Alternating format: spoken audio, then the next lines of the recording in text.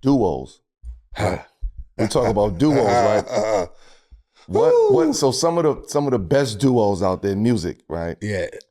The Jadakiss and SP, right? Going back, yes. Nas and AZ, like yeah, that was, you know what I mean? Like Ghost and Ray, Ghost and Ray, like you know what I mean? Like you and Red was like, what's the what if duo? You know what I mean? As a fan, though, like what would you fan, like as a fan, I want to see these two guys. What is the what if? Ball. Like, damn, I wish this could have happened.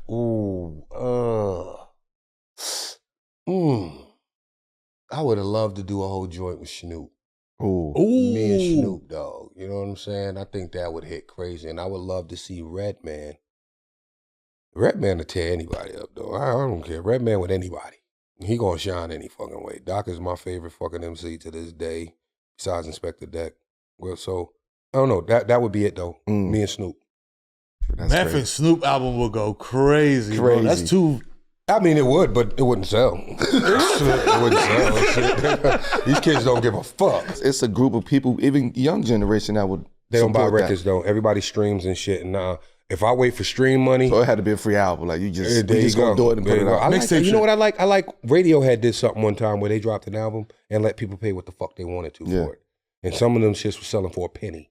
And these niggas, I mean, they still caked up, but that wasn't the point why they did it. They just wanted people to have access to their shit. I love shit like I'll meet you where you at. Right. One of my favorite songs right now is with you and Conway, Lemon. Lemon Squeeze. Yeah. Like, do you sort those type of artists out, or how do you receive that? Like, how does that work? Is it a respect thing, Conway? You know what I mean? It's more of a respect thing. Because I told you I came from lyrics and shit, so it got to a point where I was like, I can't listen to this music no more. Am I old, or is the music bad? Yeah. I couldn't decide and shit. You know what I mean? Then I heard this voice on the radio and shit. I was like, this nigga sound like Islo. Who is this nigga?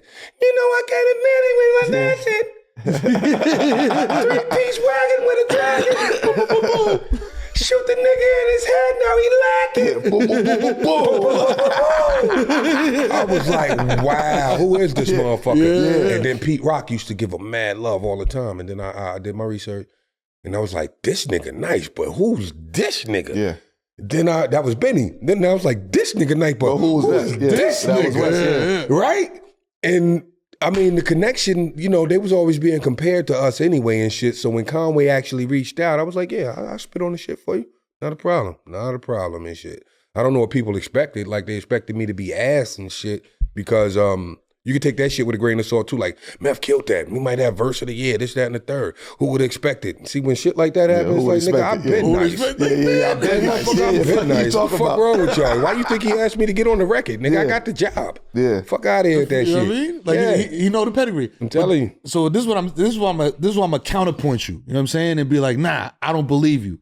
Because you saying rap is a young man's game. But I go to a lot of shows, man. And I'm an 83 baby. You know what I'm saying? I'm 40 years old, so I got an answer for this and too. I got 4 kids, so I'm like, I'm tapped in with the youth. You know what I'm saying? You think you the shit, you ain't not even a fart, but I'm over here too. Trash was everything around me. You know what I'm saying? Niggas actually said that was a. Never mind, I'm gonna leave that alone. You know what I'm saying? I'm gonna leave that alone. So I'm in both worlds. You know what I'm saying? But I'll say this much: the younger artists, man, there's something to be said about the stage show.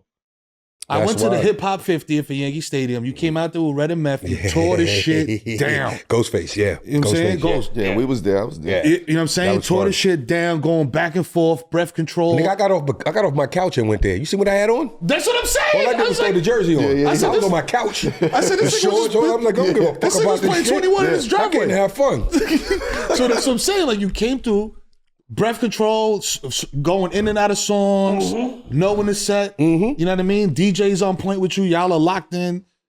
Bars. And it was just, the show was a fucking show. Yeah. Like, you know what I mean? Like, yo, I went to go see Meth. I saw Meth.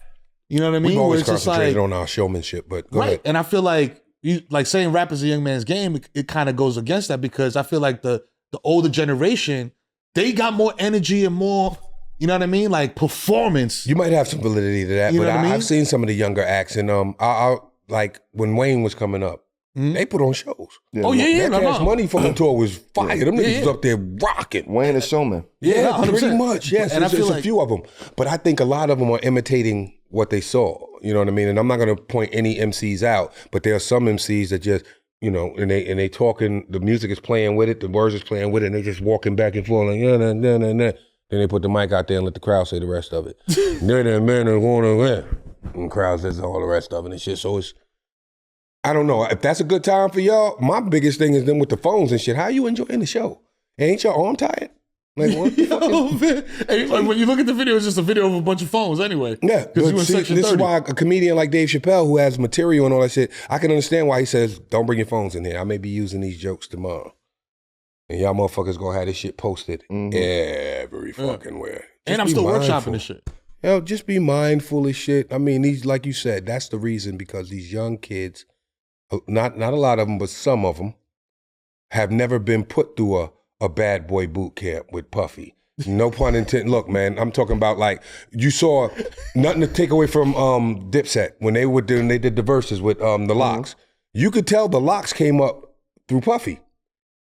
Puff, Showman, you gonna get your stage show right. When they were brought into it, they learned showmanship, all that crazy shit. Yeah. Whereas Dipset, different time. Let's keep it a buck, different time. Throw the music on. And we did, Wu-Tang was doing that shit all the way up to like 2000. Serious. Just straight instrumental. Just throw the fucking record on. Yeah. Just throw the motherfucking record on. That's not a show. You know what I mean? Whereas the Locks, they had presentation. Jada's, that fucking freestyle Jada did, he does that at all their shows. He does that at all their shows off of that beat. So when they came on, he comfortable. I was like, oh, I'm about to, you know what I mean? At that point, it wasn't about Dipset or the Locks. It was about Jada up here killing this shit. If y'all never seen it before, y'all about to see it now. I know this play. So that's the difference between showmanship and just showing up. You know what I mean? Dipset will show up. And them niggas, like, I've been to their shows and shit. Like, them niggas, the crowd love them niggas. Niggas getting cut and shit, bust wide open. Like, Dipset, nigga. And Cam, what can I say about Cam? Cam is like, he swagged out. Like, I don't even know if swag is a word anymore, but that motherfucker, like, you look up motherfucking Swagger. Dead, Cam right there. And then you have Mace sitting right there next to him and shit. So you can't take that away from them. Some people just have that aura and shit. But when it comes down, when you, it's kind of, I don't want to use that analogy, not with Dipset and the Locks, but I'll use it for something else. But remember when people were buying the Chrysler and they said it looked like a Bentley? Yeah. Until a Bentley pulled up next to that motherfucker. It looked like a Rolls Royce. There you go. There you go. Prize Picks has got you covered when it comes to helping you make some bread. That's right. Prize Picks is a daily fantasy app where you can select 2 or more players, pick more or less on their projected stats, and turn $25 into $250. Facts. Woo. Prize Picks is simple to play. I can make my picks and submit them in like 60 seconds, probably less than that. Be sure to visit prizepicks.com/7 p.m. and use promo code 7 p.m. for a deposit match of up to $100. In the meantime, stay locked in at 7 p.m. in Brooklyn.